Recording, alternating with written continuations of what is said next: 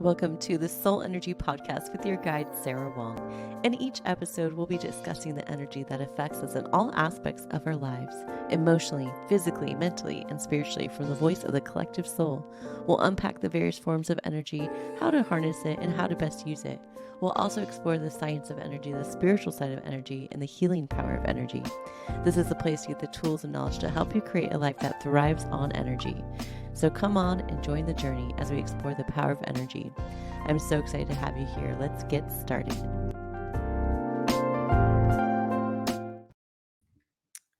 Welcome to this episode all about change. The last episode was all about transition. So if you haven't checked that out, make sure to take a listen because you get to explore the energy of transition, which is usually what happens first, and then the energy of change comes in. So let's talk about the energy of change. This shows up every single day. There's always change happening in our lives in so many ways. So, what happens after transition? We move that energy into our hearts finally. No matter your path, you're always going to move into acceptance of that transition. And then comes the change. You move into the new year, the new month, the new job, the new relationship, the new you, and you start to feel things. You start to experience things. You start to have new energy experiences with new people, and you start to move forward in a new way. That is change.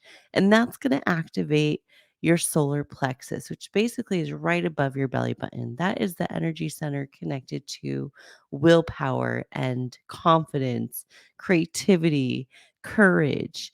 And it's a really impactful energy for us because it helps our ego find and navigate our way. Our ego is like a safety net. The solar plexus triggers the ego to almost take the driver's seat and says, "Okay, ego, take the driver's seat. You got this. We need you to be the best version of yourself.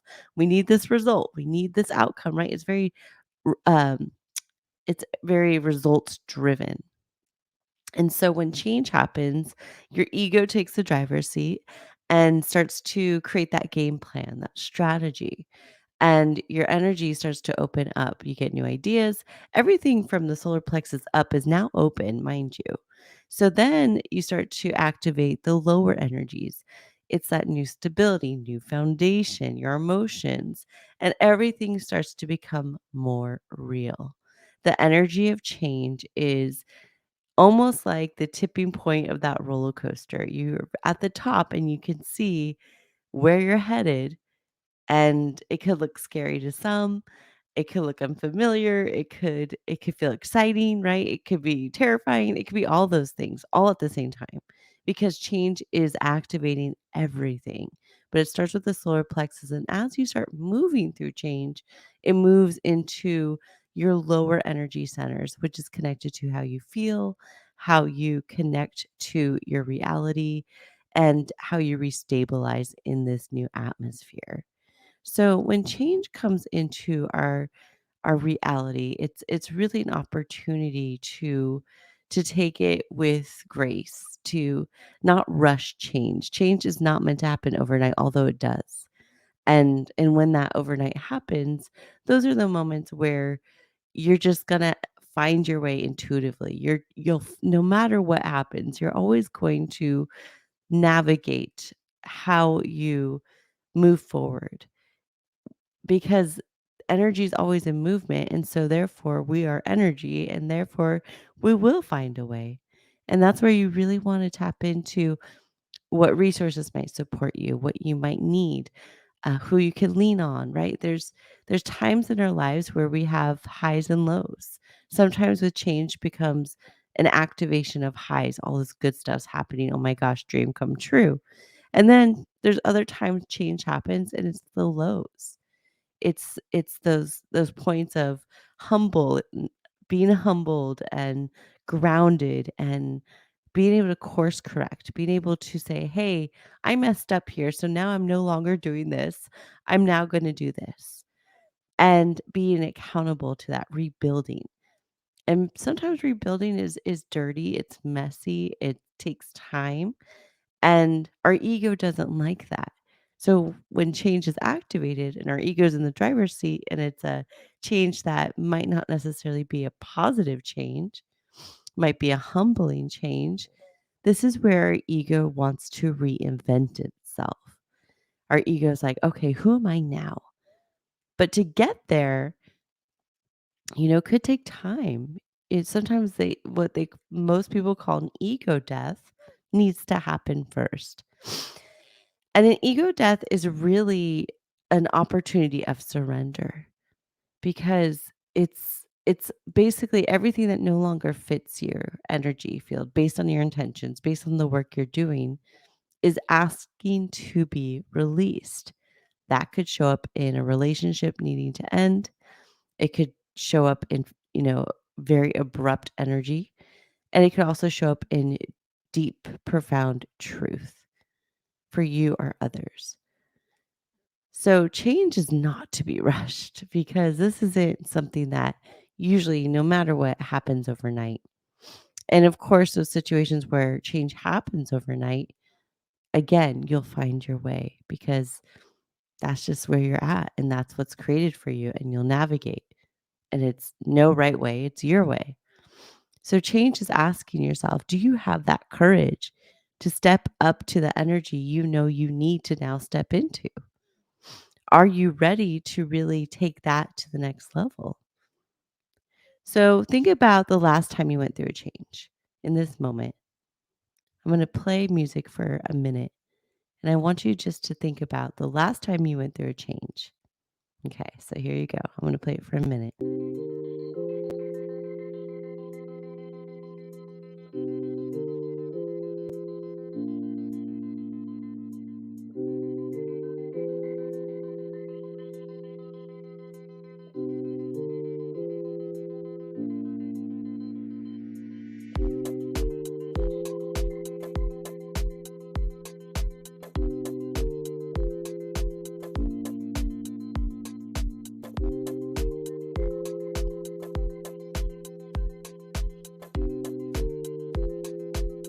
Okay, so now you've had about a minute to reflect on the last time you went through a big change.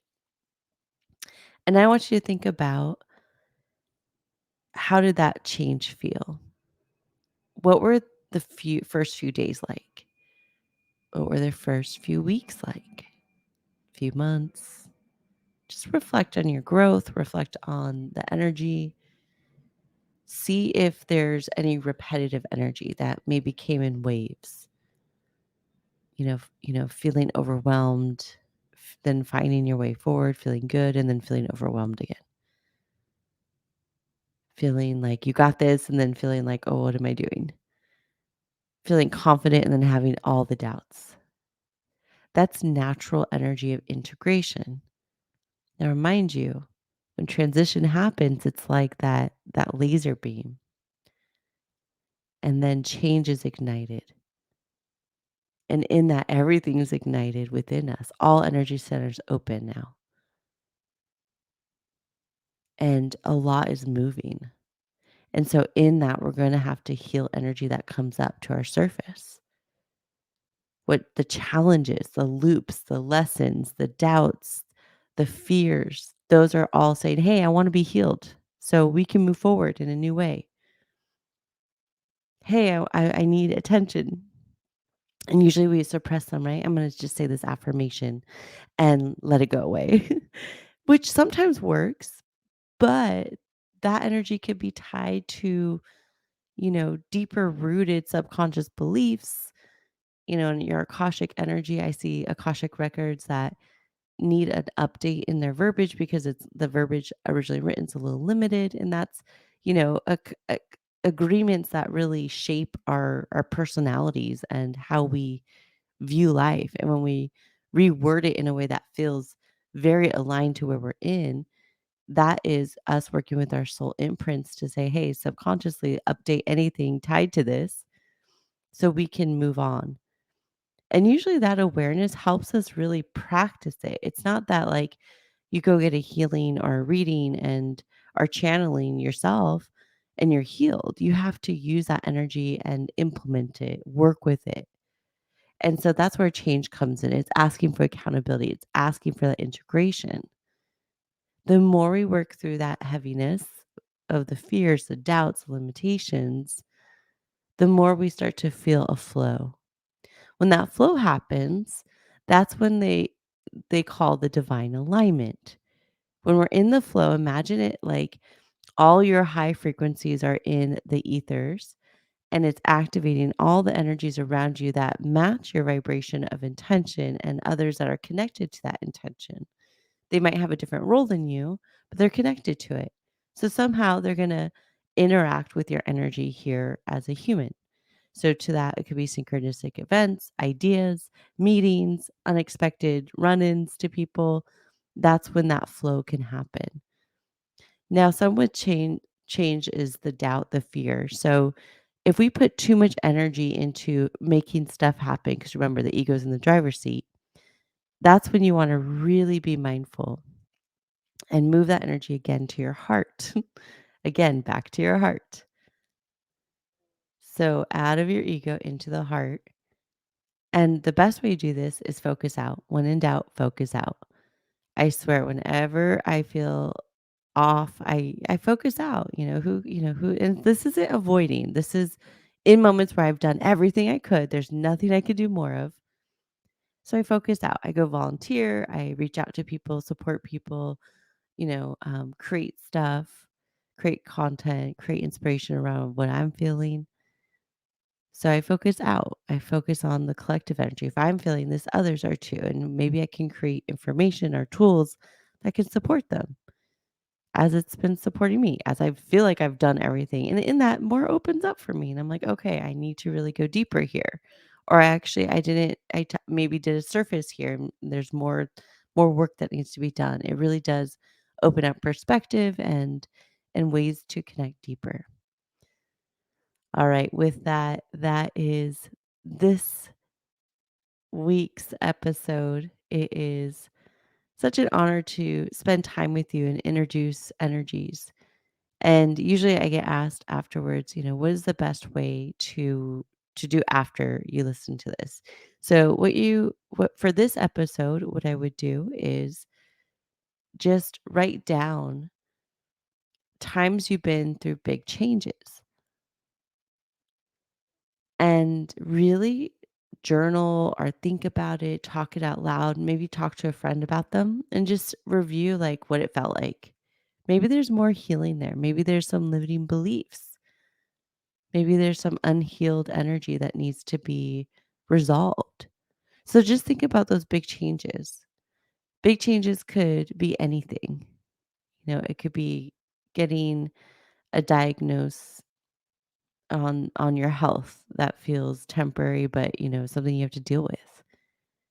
That's a change. Now you have a new awareness. Now you have to change your reality and how you take care of yourself and medical follow-up, right? If you have a change in relationship, how did it feel the days after, you removed yourself from that energy?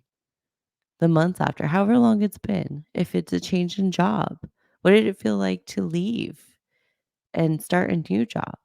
Change in career, change in womanhood, becoming a mother, becoming a wife, becoming, a partner to someone else. Where have big changes showed up in your life? I would reflect on maybe 2 to 3 and just see how you worked through them. This is to remind you that no matter what happens, you're always going to find a way. And remind yourself of the results that came after whatever change happened. Some changes are meant for lessons and other changes are meant to really just align to, the work we've done, our blessings, our miracles, and we get both. Lucky yes. So really spend time on that and start to learn the energy of change. So when it enters into your life, you could be reassured that no matter what, you'll always find a way and you got tools. And, usually energy shows up multiple times in our journey. And as we grow through it, we're able to really apply ourselves in new ways as well. So just remind yourself if it shows up again, it's okay. You're elevated now. The results will look different. So explore change and be open to continuing to work with change because it is one of the guaranteed energies here on earth because energy is always changing. Energy is always evolving. So enjoy the energy of change until next time. And that is this week's episode. What an honor to spend this time with you. Make sure you journal, reflect, and spend some time on this energy to see how certain topics that were covered apply to your reality and how you can move forward when that energy shows up next time. And for more services, products, content to support you on your spiritual journey, make sure to visit energyhouselb.com. That's energyhauslb.com. Also, make sure to follow us on social media, Instagram, Facebook, TikTok. It is all so appreciated. Stay in touch. Until next time.